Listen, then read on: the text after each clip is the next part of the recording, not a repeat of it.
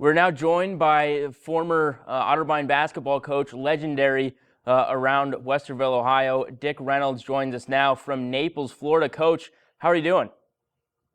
Well, we're doing pretty good. A little bit better than you are up north with the cold weather. Yeah, it's been right around zero here all week. So yeah, definitely a little chilly up here. Much warmer down where you are, I'm sure. We're going to get started. Obviously, we have the Capital matchup this week, and obviously there's quite a buzz here around Otterbein. Can you kind of tell us, as a player and a coach, what this rivalry is all about? Well, I think my senior year in football, we ended up losing to Cap my last game of the year with fight 16-14. We left the field in a fight, I think, and I think in basketball we had to go to the locker room before the pregame because of the fights that broke out in the stands in the old alumni gym, which is now the Patel Center. So there was quite a bit of activity between the Casters and the Otters for many years.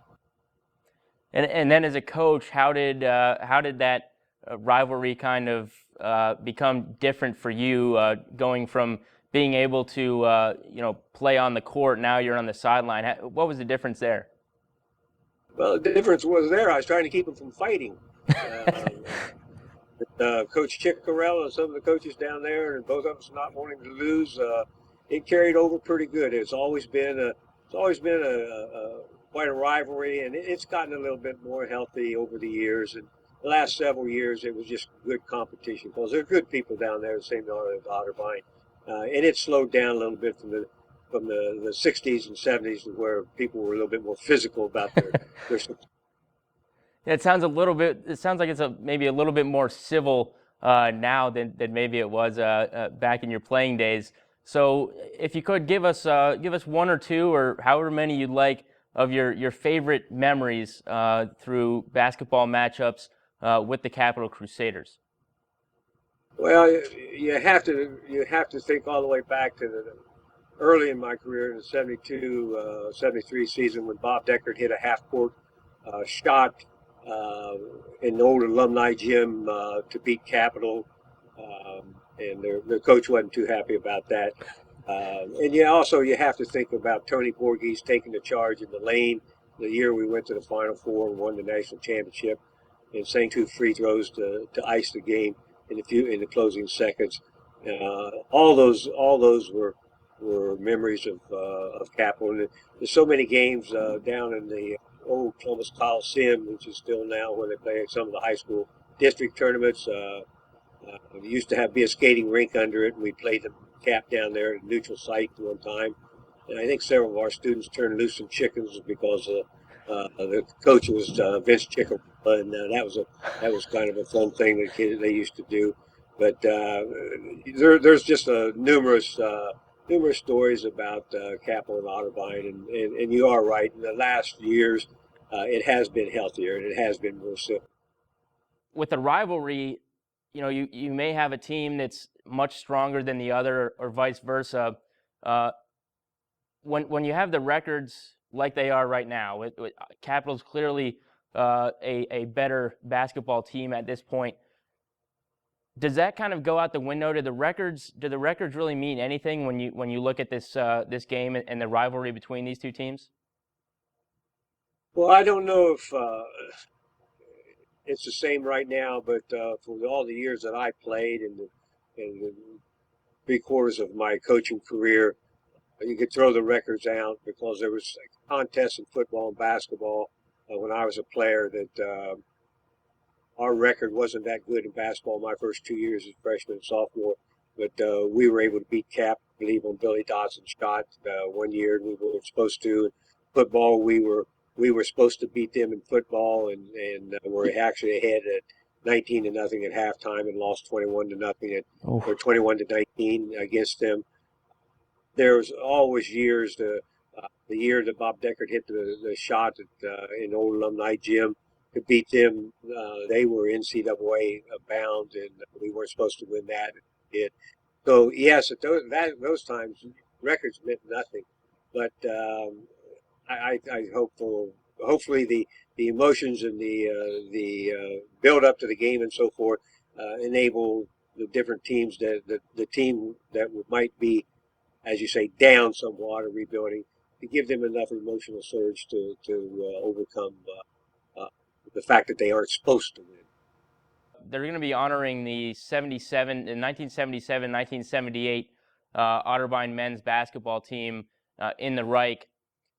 Can you kind of tell us a little bit about that team, maybe some of the players, the personality of that team? If you coached 40 seasons, so I don't know if you can really pick it out, but if you could, can you tell us a little bit about that specific team?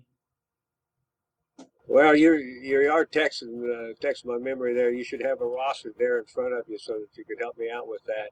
I believe that's the team that went to the NCAA out Terre Haute, Indiana. Right. With Eddie Williams, Terry Morrison, Larry Downing, Muff Jones, I believe. That group. Yeah, I think you got it pretty good. They were a pretty talented group.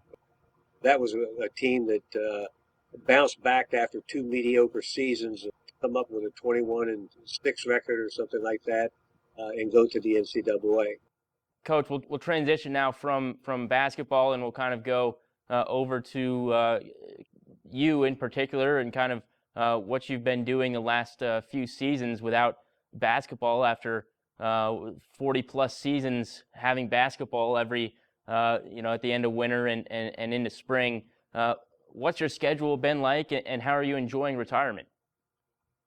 Well, there's different phases that you go through in life, and having been at Otterbein for 40 years and enjoying it as much as I enjoyed it, and the great people and a great institution that it is somewhat of a, I don't know where it's a culture shock, but it is a shock to all of a sudden not have to do some of the things that I did for 40 years. But there are other phases of your life, and there's life after basketball. And, right now, my wife and I and our little pup dog are traveling in a 40-foot RV home. And last year we left 1 October and came back 1 March to our place in Maryland. But we came back to 16 inches of snow, so we decided this year to wait until the middle of April to come back. So we left in the middle of December, and we'll stay down here with the warm weather, and then head to the NCAA in Dallas at the end of the month of March, and go to those games, and then head home. And I've been obviously watching a lot of basketball, and actually trying to get out to a high school game here every once in a while, and really just kind of weaning myself off of the thought that I have to do something then I have to do it now. And going into the second year of this retirement, probably the biggest thing is, Harrison, you miss the people. There's no question about it. A lot of things you don't miss about the job and so forth, but you miss the people you work with, you miss the players. But it's something that this phase of life will be substituted with something else down the road. And I want to go back to something that you said there. You mentioned you knew there was going to be life after basketball. You say that now, but maybe 20 years ago, right in the middle of your coaching career, did you ever think about life after basketball, or did that thought not really come into your mind until maybe the last couple seasons, or even until you made it official that you would retire? No, it really didn't, because we would go from the recruiting season into basketball camps during the summer, into the preseason, and then into the season, and it's a vicious cycle that kept going. Right. And athletic director, I was consumed with the things, and fortunately, I had a family that fit into what I did, and my kids grew up in that at the Reich Center, and they used to run around there, and my wife obviously followed us everywhere, and so our life was Otterbein. We gave to Otterbein, our family actually gave to Otterbein, and don't regret it a bit. It provided us with a pretty good lifestyle in that wonderful community of Westerville and the people around there. No, I didn't really think about it, but as you do get older, you do get smarter sometimes, and things do change. And in the last couple of years, as I said in my exit interview, I had been thinking about it for a while, and I had said years ago 40 as being a magic number. And it just popped up a whole lot quicker than what I thought it would pop up. And all of a sudden it was there, and we're really enjoying doing the things that we're doing now. And you mentioned you're going to go out to Dallas a little bit later here in the year. Who do you have in Division I college hoops? Who do you have? Who do you like? Who have you been watching? Who have you liked to see play here this year? And who do you think is going to be the champion at the end of the season? Well, that's really a guess this year, because if you look at Louisville, you look at Kentucky just got beat, you look at Arizona who's on top right now, you look at Duke not being out in the top. I'm kind of looking forward to going to the Final Four, that maybe where Duke and Kansas is not there, but Michigan State still has his nose in the door. So Yeah. it's hard to tell. Ohio State is very talented, and obviously Coach does a nice job down there. And I'd like to see Ohio State end up in the Final Four, but as far as it is to go, it's going to be tough to do. But Arizona's not too bad.